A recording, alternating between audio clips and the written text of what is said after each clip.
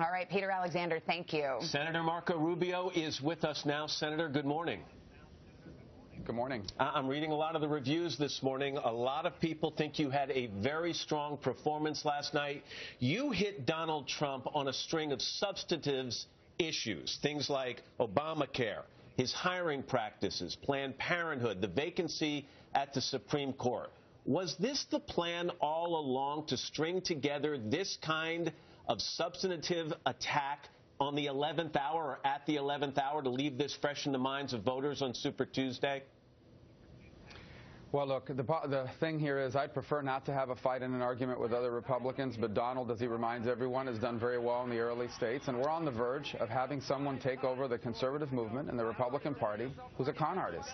He's out there telling people that he's fighting. He's going to, his target audience is working Americans who are really struggling over the last few years in this economy. But he has spent a career sticking it to working Americans. And I understand. I'm just asking more specifically. You've said you don't want to criticize other Republicans. You said that over and over again. But was it the strategy to wait to the last minute so that it's fresh in the minds of voters on Tuesday? No, that was when the debate is. And number two, as he reminds everybody over and over, he's doing well in the polls. So I admit I'm an underdog. I ask people to join my effort at marcorubio.com so we can put a stop to this lunacy. We are not going to turn over the conservative movement to a con artist who is telling people one thing but has spent 40 years sticking it to working Americans and now claims to be their champion. One of the issues that came up last night was the taxes of Donald Trump. By the way, you and Senator Ted Cruz both say you'll release your returns in the coming days.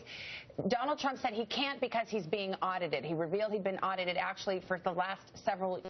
Is that a sufficient reason not to release at least part of his tax records?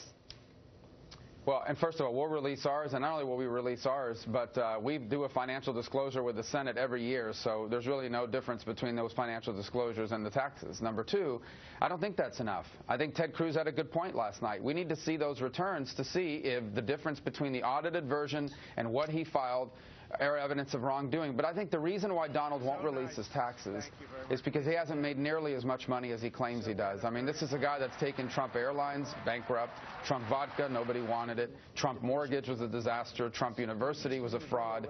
I mean, he's not as rich as he claims to be. Everybody in finance knows that, and his taxes would expose that. And so I think that's why he doesn't. He came up with this excuse now of an audit. It's absurd. Well, let me ask you this. After the debate, he said the reason that he's audited all the time is because he's too strong of a Christian. Do you think that might be a factor? Well, yeah.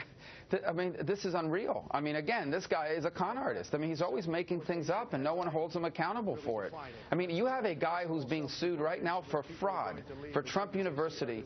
And if I've had stories written about my driving record, that we had red light camera tickets. I had some guy go back and write a story about how when I was 18 years old, I got arrested or cited, I should say, for drinking beer in a park after hours. And here's a guy who's being sued for fraud, for defrauding people. Here's a guy who had to pay a judgment for hiring Polish workers illegally to build Trump Towers. And he's being treated with kid gloves by many in the media in the hopes that he's the nominee. Some of them are biased. They'd love to see a liberal like Donald Trump take over the Republican Party. And others know he's easy to beat once he gets there.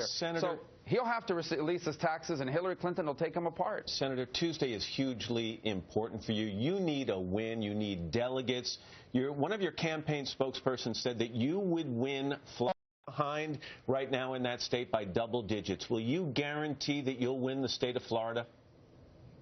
We're not behind by double digits in Florida. Those polls that they're doing, that you're citing, is wrong. Not only do we have our own numbers, but I know my state. We're going to win Florida, and we're going to do well on Super Tuesday, but it's up to the people watching this. That's why I'm on this broadcast. If you want to stop this man, Donald Trump, this con artist, from taking over the conservative movement, then I ask you to go on our website, marcorubio.com, sign up and help us, and we'll put an end to this lunacy. We cannot turn over the Reagan Revolution to someone who has spent a career of sticking it to working people and now claims to be their champion. Senator Marco Rubio picking up this morning where he left off last night. Senator, thank you very much for your time.